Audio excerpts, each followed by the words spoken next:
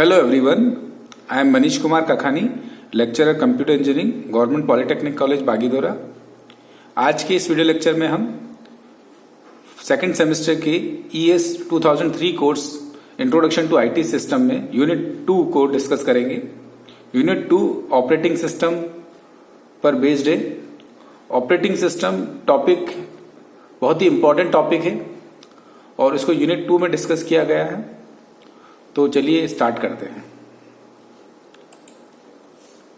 ये इस पीपीटी का ओवरव्यू है। सबसे पहले introduction and definition operating system. हम इंट्रोडक्शन की बात करेंगे, परिभाषा, ऑपरेटिंग सिस्टम की परिभाषा की बात करेंगे। फिर brief introduction two types of operating system, types of operating system की बात करेंगे। फिर एमएस विंडोज, माइक्रोसॉफ्ट विंडोज को किस तरह से इंस्टॉल किया जाए उसके बारे में चर्चा करेंगे। और finally introduction to Unix shell, Unix shell की चर्चा करेंगे। So what is an operating system? Operating system क्या होता है? तो सबसे पहले हम समझते हैं कि operating system is a system software. Operating system दो तरह के सॉफ्टवेयर होते हैं, एक होता है सिस्टम सॉफ्टवेयर, एक होता है एप्लीकेशन सॉफ्टवेयर। एप्लीकेशन सॉफ्टवेयर वो सॉफ्टवेयर होते हैं जो यूजर को सर्व करते हैं, यूजर के लिए बनाए जाते हैं। और सिस्टम सॉफ्टवेयर वो सॉफ्टवेयर होते हैं जो सिस्टम के लिए बनाए जाते हैं। सिस्टम से हमारा ये तात्पर्य है कंप्यूटर। तो ऑपरेटिंग सिस्टम कंप्यूटर को ऑपरेट करने के लिए बनाया जाता है। ऑपरेटिंग सिस्टम को ऑपरेटिंग सिस्टम इसलिए कहा जाता है क्योंकि इसके माध्यम से हम कंप्यूटर को ऑपरेट करते हैं। It acts as an interface between user and hardware. ये यूजर और हार्डवेयर के बीच में एक इंटरफेस का कार्य करता है, इसके बीच में एक मध्यस्थ का कार्य करता है। यूजर सीधे हार्डवेयर के साथ इंटरेक्ट नहीं कर सकता, सीधे यूजर हार्डवेयर के साथ कोई कार्य नहीं कर सकता। तो उसके बीच में एक ग्राफिकल लेयर जो होती है वो ऑपरेटिंग सिस्टम प्रोवाइड करता है। It perform all the basic task like file management, memory management, process management, input handling, input output handling, controlling peripheral devices such as disk drive and printers. जो operating system है वो mainly resource management का काम करता है। वो एक resource manager है। ऑपरेटिंग सिस्टम एक मैनेजर का कार्य करता है जो रिसोर्स मैनेजमेंट करता है, जैसे फाइल का मैनेजमेंट करना, मेमोरी का मैनेजमेंट करना, प्रोसेस का मैनेजमेंट करना, इनपुट आउटपुट की हैंडलिंग करना, पेरिफेरल डिवाइसेस जैसे प्रिंटर वगैरह को कंट्रोल करना, डिस्क ड्राइव, प्रिंटर एक्सेट्रा जो भी है सभी को कंट्रोल करना। तो कहने का तात्पर्य ये हुआ कि ऑपरेटिंग सिस्टम जो है एक integrated set of system software हैं जो रिसोर्सेज को मैनेज करता है, यूजर और हार्डवेयर के बीच में इंटरफेस का कार्य करता है और साथ में सिक्योरिटी भी प्रोवाइड करता है और वेरियस काइंड ऑफ जो अदर टास्क है वो भी परफॉर्म करता है। ऑपरेटिंग सिस्टम को ऑपरेट करने के लिए काम आता है और ऑपरेटिंग सिस्टम के बगैर कोई भी हार्डवेयर हम यूज नहीं कर सकते। ऑपरेटिंग सिस्टम हमें अलाउ करता है कोई भी हार्डवेयर यूज करने के लिए। अब कुछ उदाहरण ऑपरेटिंग सिस्टम के जो कॉमनली यूज ऑपरेटिंग सिस्टम के उदाहरण है वो माइक्रोसॉफ्ट विंडोज हो गए। अब विंडोज के कई सारे फ्लेवर हैं, जैसे विंडोज पुरानों में हम बात करें तो Windows 95, 98, Windows XP, Windows 2000, Windows NT, 2007, 2010, ये सब विंडोज के अलग अलग फ्लेवर है। जो सबसे ज्यादा पॉपुलर ऑपरेटिंग सिस्टम है वो विंडोज का ही ऑपरेटिंग सिस्टम है जो सभी डेस्कटॉप में यूज आता है, सभी ऑफिस में और एजुकेशन इंस्टीट्यूट में विंडोज हम काफी यूज करते हैं। उसके बाद आता है एप्पल मैकिंटोश। एप्पल का जो ऑपरेटिंग सिस्टम है मैक ओएस वो काफी यूज होता है। It is highly useful in like various devices of Apple. फिर लाइनक्स जो ओपन सोर्स ऑपरेटिंग सिस्टम है वो भी काफी यूज होता है। Android is also open source operating system है जो मोबाइल ऑपरेटिंग सिस्टम है, मोबाइल्स में एंड्रॉइड को यूज किया जाता है। एप्पल्स आईओएस, एप्पल का जो ऑपरेटिंग सिस्टम है आईओएस वो काफी यूज होता है। इस तरह से ऑपरेटिंग सिस्टम जो है वो हमारे काफी पॉपुलर ऑपरेटिंग सिस्टम जो है वो उनके उदाहरण इस तरह से हैं: Windows, Apple macOS, Macintosh, Linux, Android, Apple iOS etcetera. अब हम समझते हैं कि ऑपरेटिंग सिस्टम के फंक्शन क्या होते हैं, उसके कार्य क्या होते हैं। तो सबसे इंपॉर्टेंट ऑपरेटिंग सिस्टम का कार्य होता है फाइल मैनेजमेंट करना। कंप्यूटर में जो कुछ भी होता है फाइल के फॉर्म में होता है, चाहे वो टेक्स्ट फाइल हो, वर्ड फाइल हो, डॉक फाइल हो, ऑडियो फाइल हो, वीडियो फाइल हो, जो भी फाइल्स हैं उन सभी फाइल को प्रॉपर तरीके से मैनेज करना, उनको प्रॉपर तरीके से अरेंज करना, प्रॉपर तरीके से ड्राइव्स में स्टोर करना, ये सभी ऑपरेटिंग सिस्टम का कार्य होता है। फाइल जैसे लाइनेक्स ऑपरेटिंग सिस्टम में फाइल्स उसमें हायरार्किकल फॉर्म में स्टोर होती है और डिफरेंट फाइल के को स्टोर करने के वे होते हैं। विंडोज में फाइल डिफरेंट वे में स्टोर होती है और लाइनेक्स ऑपरेटिंग सिस्टम में फाइल डिफरेंट वे में स्टोर होती है। तो फाइल मैनेजमेंट का जो काम है वो भी ऑपरेटिंग सिस्टम का ही होता है। दूसरा होता है प्रोसेस मैनेजमेंट। प्रोसेस का मतलब होता है प्रोग्राम इन एग्जीक्यूशन, और प्रोग्राम जो होता है वो होता है set of statement that perform a specific task. तो प्रोसेस मैनेजमेंट का जो काम होता है वो भी ऑपरेटिंग सिस्टम का ही होता है। किन किन प्रोसेसेस को सीपीयू एलोकेट होगा, किन को किस ऑर्डर में एलोकेट होगा, वो सीपीयू शेड्यूलिंग जो होती है ऑपरेटिंग सिस्टम की ही एक एल्गोरिदम होती है, ऑपरेटिंग सिस्टम की एक पॉलिसी होती है। उसके बेसिस पे प्रोसेस मैनेजमेंट किया जाता है। जो भी एक्टिव प्रोसेसेस हैं सिस्टम में उनको किस तरह से उनका कंप्लीशन होगा, कैसे वो वेटिंग स्टेट में जाएंगे, किस तरह से वो न्यू स्टेट से रेडी स्टेट में आएंगे, कैसे उनको सीपीयू एलोकेट होगा, कितने टाइम के लिए सीपीयू एलोकेट होगा, कब वो कंप्लीट करेंगे, ये सारा काम ऑपरेटिंग सिस्टम का ही होता है। उसके बाद आता है मेमोरी मैनेजमेंट। तो कंप्यूटर में दो तरह की मेमोरी होती है, एक होता है प्राइमरी मेमोरी, दूसरी होती है सेकेंडरी मेमोरी। प्राइमरी मेमोरी होती है रैम और रोम, सेकेंडरी मेमोरी होती है हार्ड डिस्क। तो हार्ड डिस्क और रैम दोनों को ही ऑपरेटिंग सिस्टम ही मैनेज करता है। रैम जो होती है एक सिस्टम में लिमिटेड रैम होती है, जैसे 4 GB 8 GB, तो उनको किस तरह से यूज किया जाए, उस रैम के डिफरेंट सेक्टर्स को, रैम के डिफरेंट जो ब्लॉक्स को कैसे यूज किया जाए, किस तरह से इफेक्टिवली यूज किया जाए, वो ऑपरेटिंग सिस्टम डिसाइड करता है। मतलब रैम का कितना पार्ट ऑपरेटिंग सिस्टम के पास रहेगा, कितना पार्ट प्रोसेसर्स के पास रहेगा, कितना पार्ट किसी और एक्टिव जो दूसरे प्रोसेस है उनके पास रहेगा, ये सारा ऑपरेटिंग सिस्टम डिसाइड करता है। तो ये मेमोरी मैनेजमेंट में आता है। मेमोरी मैनेजमेंट में ही हम सारी एल्गोरिदम हमारे जो अप्लाई होते हैं, जैसे लीफो, फीफो, इस तरह के जो एल्गोरिदम है वो LRU, इस तरह के एल्गोरिदम मेमोरी मैनेजमेंट में ही अप्लाई होते हैं।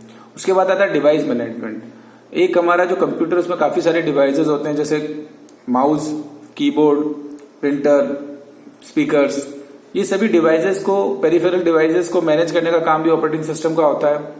इन डिवाइसेस को चलाने के लिए ड्राइवर्स होते हैं, वो ऑपरेटिंग सिस्टम का ही पार्ट होते हैं, वो इंस्टॉल होते हैं। उसके बाद उन ड्राइवर की हेल्प से ये डिवाइसेस चलाए जाते हैं। तो ये डिवाइसेस जब चल रहे हैं तो कैसे मैनेज होंगे, किस तरह से डिवाइसेस एक्टिवली पार्टिसिपेट करेंगे कंप्यूटिंग में, ये सभी ऑपरेटिंग सिस्टम डिसाइड करता है।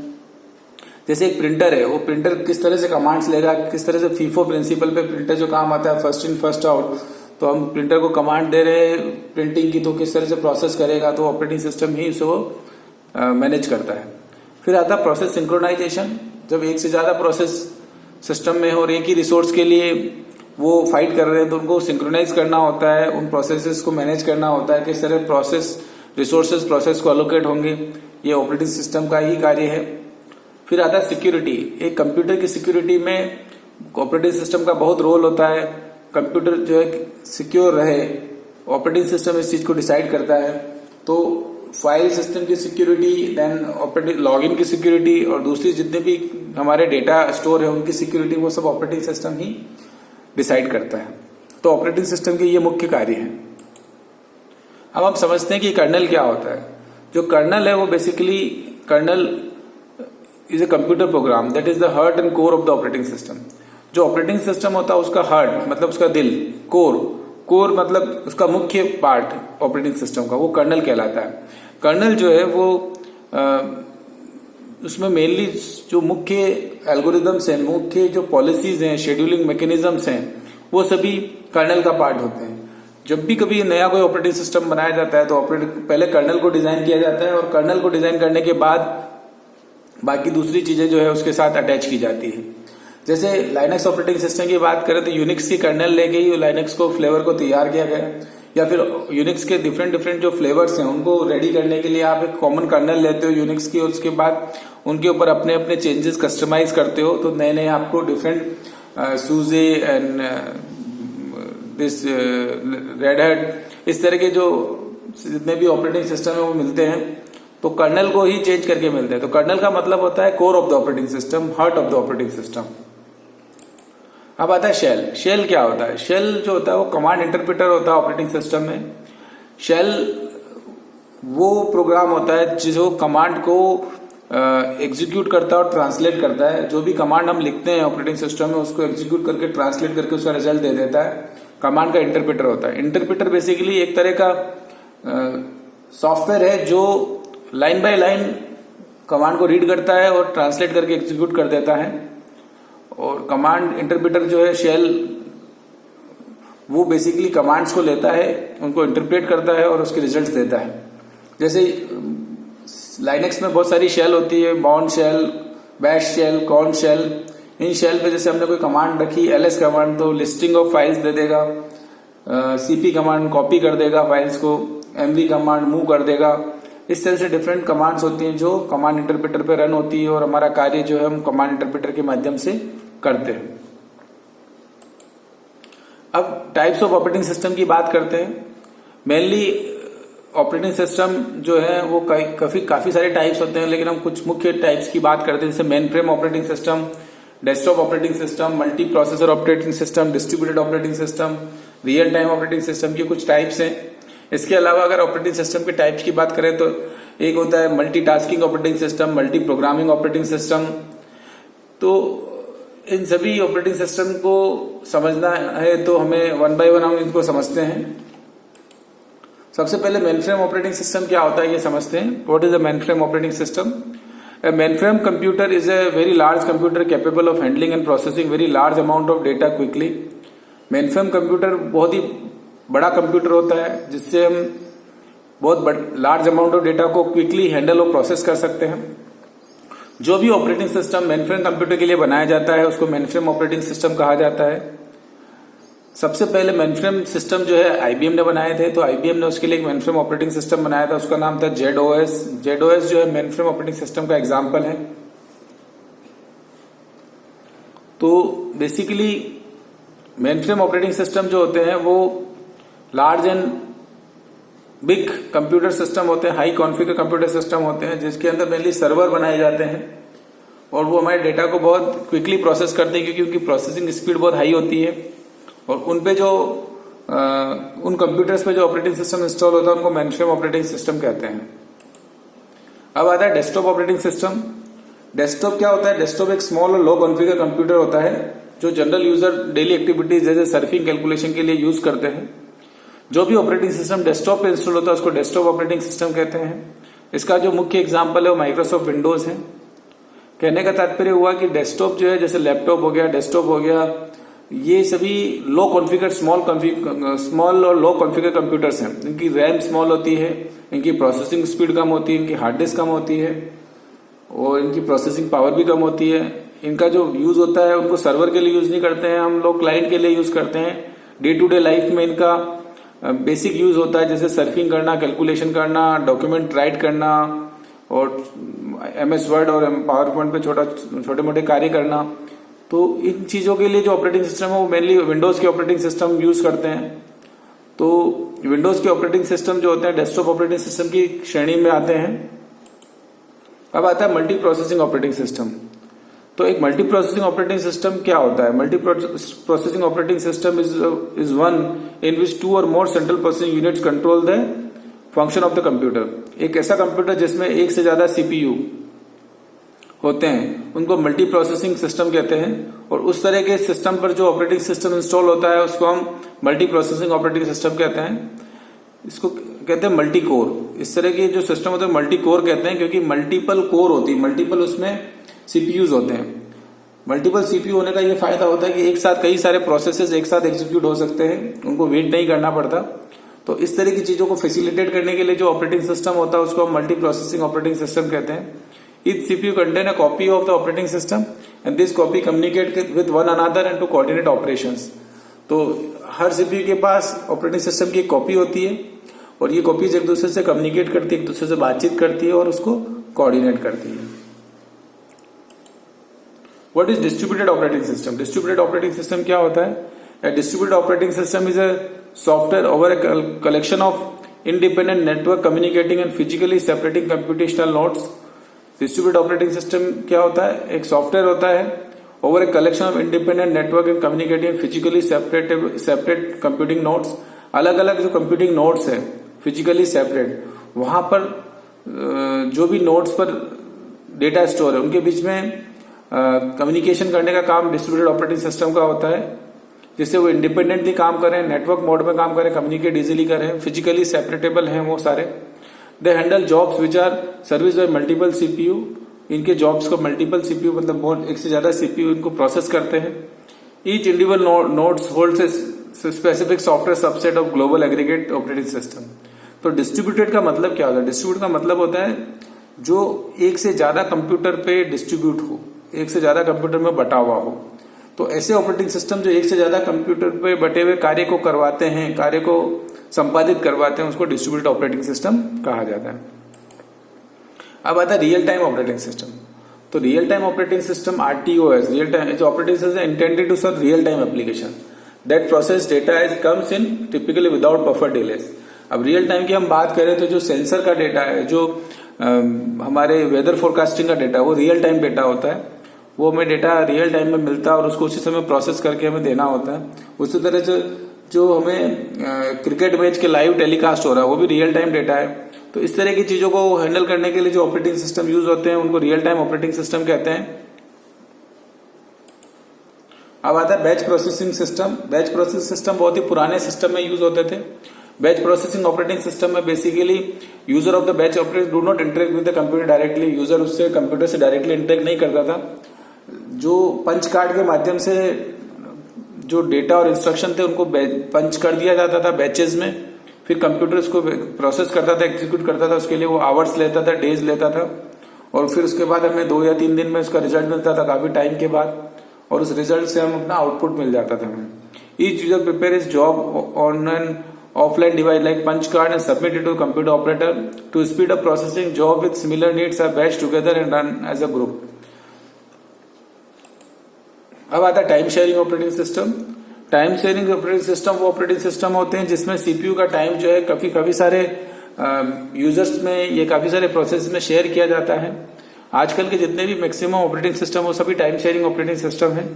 सीपीयू के टाइम के स्लॉट्स को डिवाइड किया जाता है जिससे कि उस सीपीयू की वर्किंग एफिशिएंसी बढ़े, सीपीयू आइडल ना रहे। जब तक हम इलेक्ट्रिसिटी से कंप्यूटर को ऑन कर रहे हैं तो सीपीयू का मैक्सिमम यूटिलाइजेशन कर सकें, तो उसको हम टाइम शेयरिंग ऑपरेटिंग सिस्टम कहते हैं। मल्टी प्रोग्रामिंग का क्या मतलब है?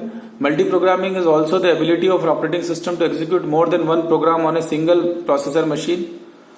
मल्टी प्रोग्रामिंग क्या होता है? ऑपरेटिंग सिस्टम की वो एबिलिटी जिसमें एक से ज्यादा प्रोग्राम को सिंगल प्रोसेसर मशीन पर एग्जीक्यूट करने को मल्टी प्रोग्रामिंग कहा जाता है। A computer running Excel and Firefox simultaneously is a multi-programming, is an example of multi-programming. एक कंप्यूटर जो MS Excel को चला रहा है उसके साथ में Firefox ब्राउजर को भी साथ में चला रहा है तो उसको मल्टी प्रोग्रामिंग कहा जाता है। मतलब हमारे सिस्टम में एक समय में एक से ज्यादा प्रोग्राम चल रहे हैं तो उसको मल्टी प्रोग्रामिंग कहा जाता है। आजकल के जितने भी ऑपरेटिंग सिस्टम है वो मल्टी प्रोग्रामिंग को सपोर्ट करते हैं, तो वो मल्टी प्रोग्रामिंग ऑपरेटिंग सिस्टम हो गए। जैसे MS word, this is Microsoft Windows, ये सब मल्टी प्रोग्रामिंग ऑपरेटिंग सिस्टम। अब ये सर्विसेज हैं जो ऑपरेटिंग सिस्टम प्रोवाइड करता है। इसमें प्रोग्राम एग्जीक्यूशन ऑपरेटिंग सिस्टम के द्वारा किया जाता है। IO ऑपरेशन ये भी ऑपरेटिंग सिस्टम के द्वारा किया जाता है। फाइल सिस्टम मैनिपुलेशन ये भी ऑपरेटिंग सिस्टम के द्वारा किया जाता है। Communication, error detection, resource allocation, accounting, protection, ये सभी ऑपरेटिंग सिस्टम के द्वारा एग्जीक्यूट किया जाता है। तो ये सारी सर्विसेज ऑपरेटिंग सिस्टम जो है एग्जीक्यूट करता है। So this is all about today's video lecture. आज के इस वीडियो लेक्चर में हमने ऑपरेटिंग सिस्टम की परिभाषा को समझा, ऑपरेटिंग सिस्टम के कार्यों को समझा और ऑपरेटिंग सिस्टम के प्रकार को समझा। मैं आशा करता हूं कि ये वीडियो लेक्चर आपके लिए काफी यूजफुल रहा होगा। अगर आपको इस वीडियो लेक्चर में कोई समस्या आई है, कोई प्रॉब्लम आई है तो आप कमेंट कर सकते हैं। Thank you so much.